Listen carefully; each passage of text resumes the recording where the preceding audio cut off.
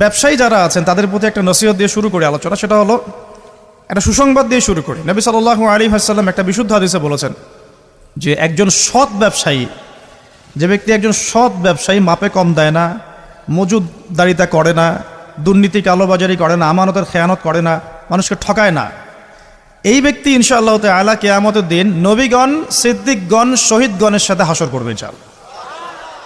তাহলে ব্যবসা করে জান্নাত পাওয়ার সুযোগ নাই? আছে। ধন সম্পদ অর্জন করতে কোনো অসুবিধা নেই, কিন্তু ধন অর্জন করে ওসমান গনি রাদিয়াল্লাহু আনহুর মতো মন মানসিকতা লালন করতে হবে। তো এখানে পার্থক্যটা একটু বুঝিয়ে অন্যদিকে যাই। এখানে যদি ব্যবসায়ীরাও আছেন তাদের জন্যও কিছু নসিহত থাকবে ইনশাআল্লাহ।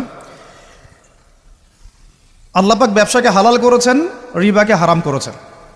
আল্লাহ পাক সূরা বাকারায় কথা বলছেন। ব্যবসা কি করে, ব্যবসার মূল মন্ত্রটা কি? ব্যবসার মূলনীতি হচ্ছে যে ব্যবসায় লাভ এবং লস উভয়ের রিস্ক আছে। কথা কি বুঝতে পারছেন? এক ভাই ব্যবসা করছেন, লাভও হতে পারে, লসও হতে পারে। যখন আমরা রিবা মুক্তভাবে একটা ইসলামিক অর্থনীতি প্রতিষ্ঠা করব, তখন ব্যবসাভিত্তিক অর্থনীতি যখন চলবে, ব্যবসাভিত্তিক, জাকাত ভিত্তিক, সাদাকা ভিত্তিক, কৃষিভিত্তিক ইসলামিক অর্থনীতি যখন চলবে, তখন ক্যাপিটাল বা সম্পদটা এক হাত থেকে আরেক হাতে সার্কুলেট হতে থাকবে। মনে করেন আমরা ব্যবসা করছি একটা মার্কেটের মধ্যে, ছোট করে বোঝাই, একটা ছোট্ট মার্কেট, ছোট্ট বাজার, এখানে সবাই ব্যবসা করছি। এই ব্যবসার মধ্যে কেউ লাভ করবে, কেউ লস করবে। যে ব্যক্তি লাভ করবে, লাভ করে আস্তে আস্তে আস্তে ধনী হবে, যখন তার ধন নিসাব পরিমাণ সম্পদ অতিক্রম করবে, তখন তাকে জাকাত দিতে হবে। এতে করে সমাজের যে অংশের মানুষের হাতে সম্পদ নাই, সে অংশের মানুষের কাছে জাকাতের মধ্য দিয়ে সম্পদ যাবে, সম্পদ সার্কুলেট করবে সমাজে। আজকে আপনি লাভ করেছেন, কালকে আপনি লস করতে পারেন, কালকে সে লাভ করবে, আপনি লস করতে পারেন। মানে সম্পদ ঘুরতে থাকবে, হাত থেকে হাতে সম্পদ ঘুরতে থাকবে। তখন আল্লাহ রাব্বুল আলামিন ওই মার্কেটের উপরে, আল্লাহ রাব্বুল আলামিন ওই মার্কেটটার উপরে আর রাজ্জাক, তিনি যাকে ইচ্ছা ধন দিবেন, যাকে ইচ্ছা গরিব করবেন। মানে সম্পদ বন্টনটা আল্লাহ রাব্বুল আলামিন সরাসরি করবেন। তখন বুঝতে পারছি কি? আচ্ছা, কিন্তু যদি এখানে রিবা আসে, ব্যবসার মধ্যে রিবা চলে আসে, বা মজুদদারিতা চলে আসে, বা মাপে কম দেওয়ার একটা ব্যাপার চলে আসে, বা দুর্নীতি চলে আসে, কালোবাজারি চলে আসে, তখন কি হবে? সম্পদটা মার্কেটে আর সার্কুলেট করবে না। কারণ সুদের মধ্যে লাভ লসের কোনো রিস্ক নাই। হ্যাঁ, লাভের রিস্ক, লাভের একটা অংশ আছে, লসের কোনো রিস্ক নাই। আপনি 100 টাকা দিয়েছেন, 110 টাকা পাবেন এক বছর পর। আপনি 200 টাকা দিয়েছেন, 220 টাকা পাবেন এক বছর পর। এখানে কি লসের কোনো ভূমিকা আছে? লসের কোনো ভূমিকা নাই। এক্ষেত্রে কি হচ্ছে? এখানে শুধু লাভের অংশটুকু আপনি নিচ্ছেন, লসের কোনো রিস্ক আপনি নিচ্ছেন না। এতে করে কি হবে? ধনীরা আরও ধনী হতে থাকবে এবং গরিব আরও গরিব হতে থাকবে। শুধু তাই নয়, এই ধনীরা যখন জাকাতও দিবে না, তখন এই গরিবদের অবস্থা হবে একদম মানবেতর। যেটা এই ছোট্ট একটা মার্কেট দিয়ে উদাহরণ দিলাম, এই ছোট্ট মার্কেটটাকে আপনি একটা দেশ কল্পনা করতে পারেন, আবার একটা বিশ্বও কল্পনা করতে পারেন। পুরো ওয়ার্ল্ডে এই ইকোনমিক সিস্টেমটা এখন চলছে, সুদভিত্তিক ইকোনমিক সিস্টেম। আমি কি বোঝাতে পারছি ভাই? আচ্ছা, তো ব্যবসায়ী যারা আছেন তাদের প্রতি একটা নসিহত দিয়ে শুরু করি আলোচনা। সেটা হলো একটা সুসংবাদ দিয়ে শুরু করি। নবী সাল্লাল্লাহু আলাইহি ওয়াসাল্লাম একটা বিশুদ্ধ হাদিসে বলেছেন যে একজন সৎ ব্যবসায়ী, যে ব্যক্তি একজন সৎ ব্যবসায়ী, মাপে কম দেয় না, মজুদদারিতা করে না, দুর্নীতি কালোবাজারি করে না, আমানতের খেয়ানত করে না, মানুষকে ঠকায় না, এই ব্যক্তি ইনশাআল্লাহ তাআলা কিয়ামতের দিন নবীগণ, সিদ্দিকগণ, শহীদগণের সাথে হাসর করবে ইনশাআল্লাহ। তাহলে ব্যবসা করে জান্নাত পাওয়ার সুযোগ নাই? আছে। ধন সম্পদ অর্জন করতে কোনো অসুবিধা নেই, কিন্তু ধন অর্জন করে ওসমান গনি রাদিয়াল্লাহু আনহুর মতো মন মানসিকতা লালন করতে হবে। ধন সম্পদ আল্লাহ পাক দিতে পারেন। যখন আপনি ব্যবসা করবেন, হালাল ব্যবসা করবেন, মাপে কম দিবেন না, পণ্য মজুদ করবেন না, ইচ্ছাকৃতভাবে মার্কেটের মধ্যে কৃত্রিম সংকট তৈরি করবেন না। কৃত্রিম সংকট বোঝেন? এই যে একটা রাষ্ট্রের মধ্যে যখন ইকোনমিক একটা ডিজাস্টার তৈরি হয়, এর একটা বড় অংশের জন্য দায়ী হচ্ছে কৃত্রিম সংকট। ইকোনমিক্সের ভাষাটাকে কৃত্রিম সংকট বলে। মানে সমস্যা আসলে কিছু নাই, কিছু মানুষ সমস্যা তৈরি করেছে। মনে করেন কোনো সমস্যা নেই, ইকোনমি খুব সুন্দর চলছে, কিছু মানুষ তার ব্যক্তি স্বার্থের জন্যে কিছু পণ্যকে মজুত করে রেখে দিল, যে মানুষের মার্কেটে যখন ক্রাইসিস দেখা দেবে পণ্যের, তখন এটাকে ডাবল দামে বিক্রি করব। তো সে মনে করছে এটাতে খুব, আমি তো ব্যবসা করছি, সে মনে করছে এটা তো ব্যবসা। প্রকৃত অর্থে এটা একটা প্রতারণা। নবী সাল্লাল্লাহু আলাইহি ওয়াসাল্লাম মার্কেটে গেলেন, পণ্য রাখা আছে মদিনার বাজারে, তিনি হাত ঢুকিয়ে দিলেন, দেখলেন ভিতরের অংশটা ভেজা। ওলামায়ে কেরাম যারা আছেন তারা এই হাদিসগুলো জানেন, ভেতরের অংশটা ভেজা। তো তিনি ব্যবসায়ীকে বলছেন যে এটা কি, ভিতরে ভেজা কেন, উপরে শুকনা কেন? তো সেই ব্যবসায়ী বলছে যে এভাবেই আমি পণ্য বিক্রি করি, যার ইচ্ছা হয় সে নিবে, যার ইচ্ছা হয় সে নিবে না।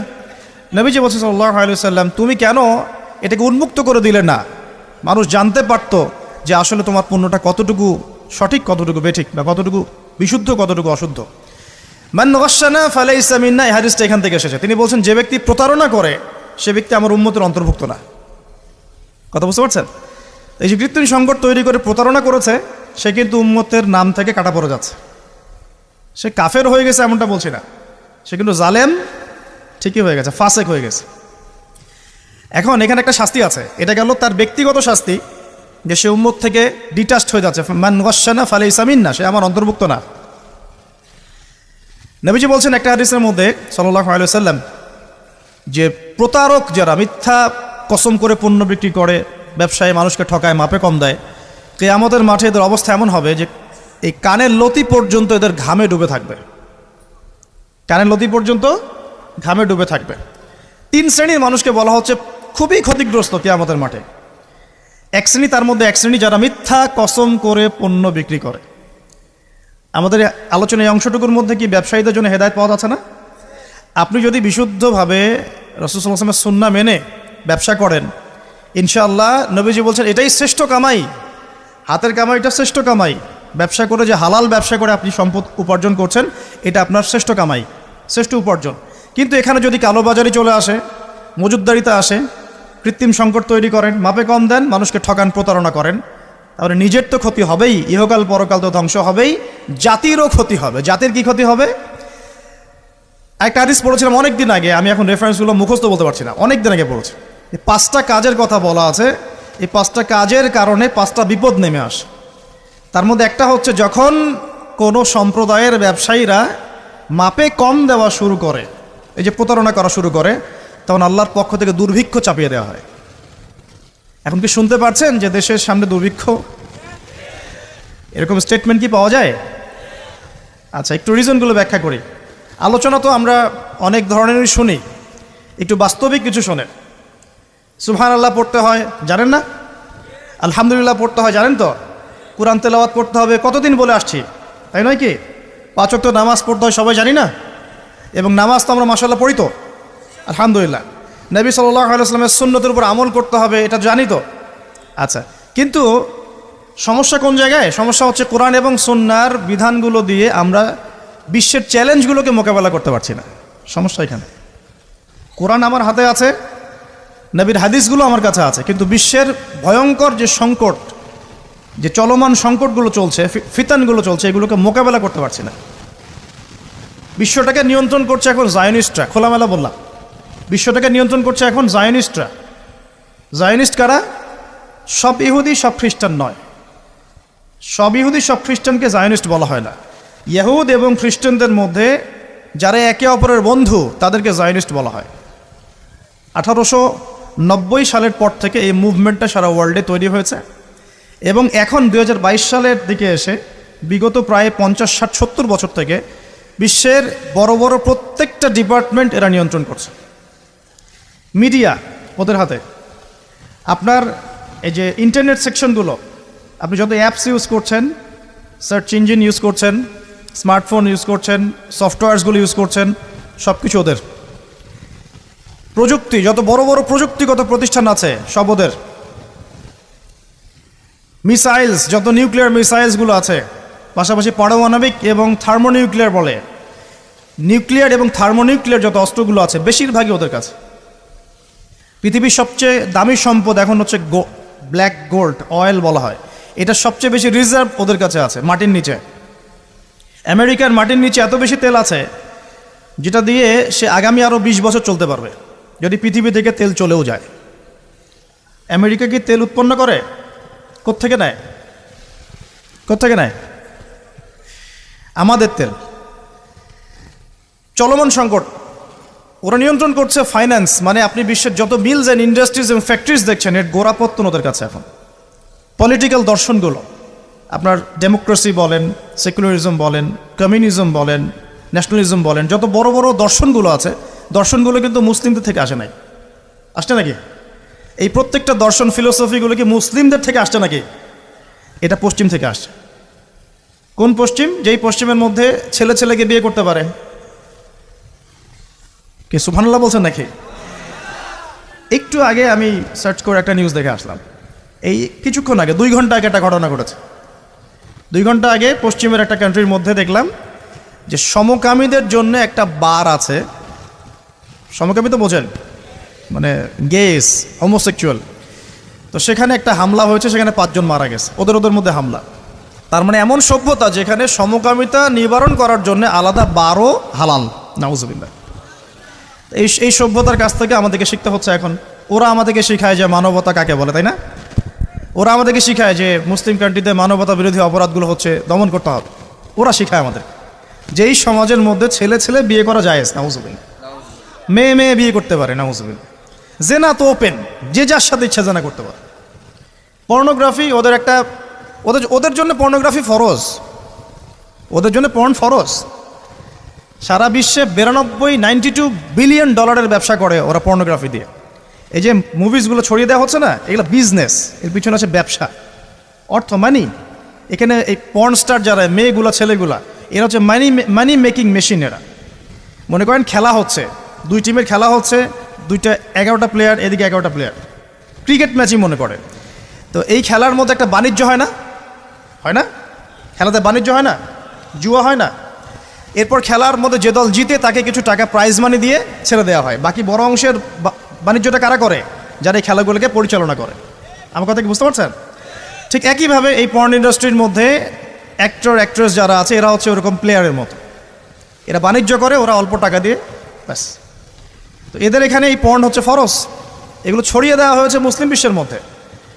আমি বোঝাতে চাচ্ছি যে এমন সভ্যতার কাছ থেকে আমরা কেন হেদায়েত নিব যেই সভ্যতার মধ্যে নোংরামি, জেনা, ব্যভিচার, অশ্লীলতা, ফাহেসা জিনিস এবং লক্ষ লক্ষ মানুষের, নিরপরাধ মানুষের রক্ত লেগে আছে। ওদের কাছ থেকে হেদায়েত নিব কেন? আমার কাছে কি কোরআন এবং হাদিস নাই? আমাদের কাছে কি কোরআন এবং রাসূলের সুন্নত নাই? এবং কোরআন এবং রাসূলের সুন্নত কি পরিপূর্ণ নয়? হ্যাঁ বলেন, আমাকে একটু কথা বলেন। কোরআন এবং সুন্নাহ কি পরিপূর্ণ না অসম্পূর্ণ? তো পরিপূর্ণ যদি হয় কোরআন এবং সুন্নাহ, সেখানে কি প্রত্যেকটা বিষয়ের সমাধান নাই? একজন মুসলিমকে এটা বিশ্বাস করে না যে কোরআন এবং হাদিসের মধ্যে সমস্ত বিষয়ের সমাধান আছে? আছে না? আমাদের মাঝে কিছু ইখতিলাফি মাসালা থাকতে পারে, পারে না? ইখতিলাফি মাসালা থাকতে পারে, সেটা অন্য জিনিস। এটা ফিকহি মাসালা, ফিকহি ইখতিলাফ, এটা ডিফারেন্ট জিনিস। এমনিতেই কোরআন এবং সুন্নাহর মধ্যে আপনার ইবাদত, পারিবারিক জীবন, সামাজিক জীবন, পলিটিক্যাল লাইফ, ইকোনমিক সেকশন, এগুলোর হেদায়েত নাই ভাই। পরিপূর্ণ না অসম্পূর্ণ? যে জাতির কাছে কোরআন এবং সুন্নাহর মতো পরিপূর্ণ অভ্রান্ত সত্যের উৎস আছে, সেই জাতিকে কেন পশ্চিমাদের কাছ থেকে হেদায়েত নিতে হবে? আমাকে এই উত্তরটা দেন, তারপর আলোচনা করি। হ্যাঁ, ওদের কোনো কিছু যদি কোরআন সুন্নাহর সাথে মিলে যায়, কোরআন সুন্নাহর অনুকূলে হয়, প্রতিকূলে না হয়, তাহলে গ্রহণ করতে আমাদের কোনো আপত্তি নাই। কিন্তু এমন যে কোনো মতবাদ বা দর্শন বা আপনার ইজম অথবা কালচার যদি কোরআন এবং সুন্নাহর সাথে সরাসরি সাংঘর্ষিক হয়, আমরা কি গ্রহণ করব? সারা বিশ্বে ওরা সুদ ছড়িয়ে দিয়েছে, আমরা সবাই এখন সুদ খাচ্ছি। মনে করছেন যে আমরা খুব ভালো মানুষ? সুদের ছিটা ফোঁটা আমাদের গায়েও লাগছে।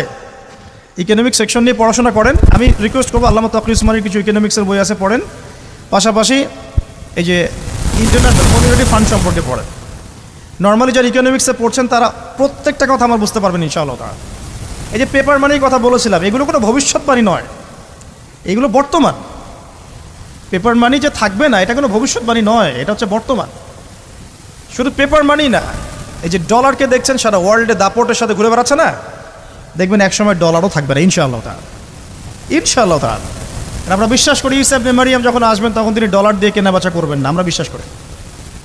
আমরা বিশ্বাস করি ঈসা ইবনে মারইয়াম যখন আসবেন পৃথিবীতে, তিনি ফিলিস্তিনে ইসলামিক রাষ্ট্র কায়েম করার জন্যে জাতিসংঘের কাছে গিয়ে দ্বারস্থ হবেন না যে আমাকে পারমিশন দেন। দ্বারস্থ হবে নাকি? আমরা এটা বিশ্বাস করি। তো সারা বিশ্বে সুদ ছড়িয়ে দেওয়া হয়েছে ওখান থেকে। সারা বিশ্বে পর্নোগ্রাফি কারা ছড়িয়ে দিয়েছে? মুসলিমরা? হিন্দুরা? বুদ্ধিস্টরা, ওই যে বললাম জায়নিস্ট, যারা একে অপরের বন্ধু। একটা আয়াত পড়ে দিই, তারপরে সামনে যাই। দেখুন আল্লাহ পাক সূরা মাঈদার মধ্যে বলছেন, ইয়া আইয়ুহাল্লাযীনা আমানু, হে মুমিনগণ। আমরা কি মুমিন না? আল্লাহ আমাদেরকে বলছেন, ইয়া আইয়ুহাল্লাযীনা আমানু লা তাত্তাখিযুল ইয়াহুদা ওয়ান নাসারা আউলিয়া, তোমরা ইহুদ এবং নসারাদেরকে আউলিয়া রূপে গ্রহণ করো না। আউলিয়া মানে কি? বন্ধু। সব আপনারা তো বোঝেন, কোন ইহুদি কোন খ্রিস্টানকে গ্রহণ করো না? সবাইকে কি গ্রহণ করো না? উত্তর না। আল্লাহ পাক বলছেন বা'দুহুম আউলিয়া ও বা'দ, তাদের মধ্যে কিছু মানুষ আছে যারা একে অপরের বন্ধু। এখন জিউস এবং খ্রিস্টানদের মধ্যে একে অপরের বন্ধু কারা? আমাকে উত্তর দেন। আমেরিকা রাশিয়া কি একে অপরের বন্ধু? হ্যাঁ, আচ্ছা। চায়না আর পশ্চিমারা কি বন্ধু? উত্তর কোরিয়া আর পশ্চিমারা কি বন্ধু? আপনাকে ওয়ার্ল্ড অ্যাফেয়ার্স তো বুঝতে হবে। কোরআন এবং সুন্নাহকে হাতে নিয়ে যদি বিশ্বের চ্যালেঞ্জগুলো আমরা মোকাবেলা করতে না পারি, তাহলে আমরা কি ব্যর্থ না? উমর রাদিয়াল্লাহু আনহুর কাছে কোরআন এবং হাদিস ছিল না? তিনি কোরআন এবং সুন্নাহ দিয়ে সারা বিশ্ব দাপটের সাথে শাসন করেন নাই? ওই সময় কি কোনো মুসলিমের গায়ে একটা আঘাত করার সাহস কারো ছিল? কোনো একজন মুসলিম নারীর ইজ্জতের উপর হামলা করার কারো সাহস ছিল? একটা মুসলিম শিশুকে বোম মেরে হত্যা করার সাহস ছিল? সেই কোরআন এবং সুন্নাহ কি এখন বিশ্বে নাই? সেই আল্লাহ কি মারা গেছেন নাকি? নাউযুবিল্লাহ। ইন্নাল্লাহা হাইয়ুন লা ইয়ামুত, আল্লাহ রাব্বুল আলামিন হাইয়ুল কাইয়্যুম লা ইয়ামুত, তিনি মারা যাবেন না। সেই নবীর সুন্নত কি আছে না নাই? সেই আসমানি কিতাব আছে না নাই? এগুলো থাকার পরেও এখন ওই সময় থেকে আমরা দূরে কেমন করে সরে আসলাম, আজকে এটা বুঝবেন আপনারা ইনশাআল্লাহ। এখন কন্ট্রোল করছে এরা। বা'দুহুম আউলিয়া ও বা'দ, তারা একে অপরের বন্ধু। আল্লাহ পাক এবার আমাদেরকে বলছেন ওয়া মান ইয়াতাওয়াল্লাহুম মিনকুম, তোমাদের মধ্যে কেউ যদি ওদের দিকে মুখ ফিরায়। কাদেরকে বলছেন এটা? আমাদেরকে। তোমাদের মধ্যে কেউ যদি ওদের দিকে মুখ ফিরায়, এর মানে এই না যে আপনি ওদের সাথে ব্যবসা করতে পারবেন না। এর মানে এই না যে আপনি ওদের সাথে চুক্তি করতে পারবেন না, এটা না। ওয়া মান ইয়াতাওয়াল্লাহুম মিনকুম, তোমাদের মধ্যে কেউ যদি ওদের দিকে মুখ ফিরিয়ে নেয়, ওদেরকে বন্ধুরূপে গ্রহণ করে, তাহলে কি হবে? ফাইন্নাহু মিনহুম, সে তাদের অন্তর্ভুক্ত হয়ে যাবে। কোরআন। আর শেষে আল্লাহ পাক বলছেন ইন্নাল্লাহা লা ইয়াহদিল কওমাজ যালিমিন, আল্লাহ পাক জালেমদেরকে হেদায়েত করেন না। মানে এই কাজটা করলে আমরা জালেম হয়ে যাব। এখন ব্যবসা করা এক জিনিস, বাণিজ্য করা এক জিনিস, চুক্তি করা এক জিনিস, ঠিক আছে, মিলিটারি অ্যাফেয়ার্স করা এক জিনিস, কিন্তু বন্ধুরূপে গ্রহণ করাটা আর এক জিনিস। আমাকে একটা প্রশ্ন উত্তর দেন। নবী সাল্লাল্লাহু আলাইহি ওয়াসাল্লামের সময়ে বহু যুদ্ধ হয়ে যায় নাই? বদর, উহুদ, খন্দক, খায়বার, অনেক যুদ্ধ হয়ে যায় নাই? কোনো যুদ্ধে কি নবী সাল্লাল্লাহু আলাইহি ওয়াসাল্লাম ইহুদি এবং খ্রিস্টানদেরকে বলেছিলেন তোমরা আমাকে সাপোর্ট করো, আমাকে বাঁচাও? ওই যে মুশরিকরা, আবু জাহেলরা আমাকে আক্রমণ করছে, আমার পক্ষে আসো, আমার পক্ষে লড়ো। এমনকি নবী সাল্লাল্লাহু আলাইহি ওয়াসাল্লাম কি তাদের কাছ থেকে অস্ত্রও কিনেছিলেন নাকি? চিন্তা করে। ওমর রাদিয়াল্লাহু আনহু, আবু বকর সিদ্দিক, উসমান, আলী রাদিয়াল্লাহু আনহুর যুগ, এটা ছিল প্রায় 30 বছর। এই 30 বছরে খোলাফায়ে রাশেদার কেউ কি, কোনো একজন কি এই ইহুদি এবং খ্রিস্টানদেরকে বন্ধুরূপে গ্রহণ করে যুদ্ধ করেছে? এরপরে আসছে উমাইয়াদের শাসন, এটা প্রায় 92 বছর, 92 ইয়ার্স, 132 হিজরি পর্যন্ত। এই সময় উমাইয়ারাও কি এই কাজটা করেছিল? তারপর আব্বাসীয়দের সময় আসছে প্রায় 550 বছর। 550 বছর আব্বাসীয় খেলাফত চলেছে, তারা কি এই কাজটা করেছিল? লাস্ট 100 বছর আপনি দেখবেন আমরা এই কাজটা করছি। এখন আমরা তাদেরকে বন্ধুরূপে গ্রহণ করেছি। শুধু তাই নয়, আমরা এখন ওদেরকে মানবতার মুক্তির কাণ্ডারি মনে করি, তাই নয় কি? প্রত্যেকটা বিধান আমরা ওখান থেকে নেওয়ার চেষ্টা করি। আমি বলছি না যে ওদের ভালোগুলো নেওয়া যাবে না, অবশ্যই নেওয়া যাবে। তাদের মধ্যে অনেক জাতি আছে খুব পরিশ্রমী, আমরাও পরিশ্রমী হব, সমস্যা কি? তাদের মধ্যে অনেকেই আছে সায়েন্স এবং টেকনোলজিতে অনেক এগিয়ে গেছে, আমরাও বিজ্ঞানের প্রযুক্তিতে আগাবো, কী সমস্যা? তাদের মধ্যে অনেকে আছে মাশাআল্লাহ, এটা আল্লাহ পাকের কুদরত, অস্ত্রশস্ত্রে অনেক বেশি পারদর্শী, যেমন রাশিয়া। উত্তর কোরিয়ার মানুষ খেতে পারে না। উত্তর কোরিয়ার মানুষের মাথা পিছু আয় কোনো কোনো ক্ষেত্রে বাংলাদেশের মানুষের চেয়ে কম, কিন্তু ক্ষেপণাস্ত্র বানিয়ে রেখে দিয়েছে, ব্যাস। দেখেছেন? সুবহানাল্লাহ। দেখুন তাদের নিয়ন্ত্রিত সেক্টরগুলো, সবচেয়ে বড়টা হচ্ছে ইকোনমিক সেকশন। এই ইকোনমিক সেকশনের নিয়ন্ত্রণ দিয়ে সারা বিশ্বে তারা সুদভিত্তিক অর্থনৈতিক সিস্টেম চালু করেছে, যার মধ্য দিয়ে আমরা সবাই কম বেশি সুদ খাচ্ছি। আর আমরা সবাই জানেন সুদ যে খায়, যে দেয়, যে নেয়, যে সাক্ষী থাকে এবং যে লিখে রাখে, সবাই কিন্তু সমানভাবে অপরাধী। নবী সাল্লাল্লাহু আলাইহি ওয়াসাল্লাম সবাইকে লানত করেছেন, করেন নাই? আল্লাহ পাক কোরআনে বলেন নাই যে কি জানি একটা ওয়াযারু মা বাকিয়া মিনার রিবা ইন কুনতুম মুমিনিন ওয়া ইল্লাম তাফআলু ফাযারু বিহারবি মিনাল্লাহি ওয়া রাসূলিহি, তোমরা সুদ ছেড়ে দাও, যদি না ছাড়ো তাহলে জেনে রেখো এটা আল্লাহ এবং তার রাসূলের সাথে যুদ্ধ করার মতো অপরাধ।